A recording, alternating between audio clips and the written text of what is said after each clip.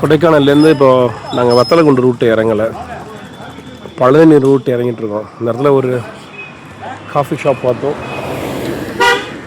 அதனால் வண்டி நிப்பாட்டியாச்சு. பைக்கில் ஒரு பிட்ஸா போட்டாச்சு.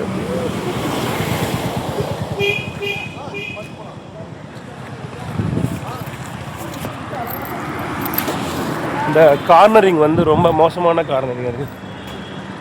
3-4 கார்னரிங் ஒரே இடத்துல இருக்கு.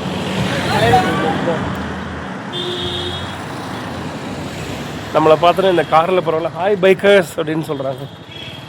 நம்ம பைக்கர்ஸா?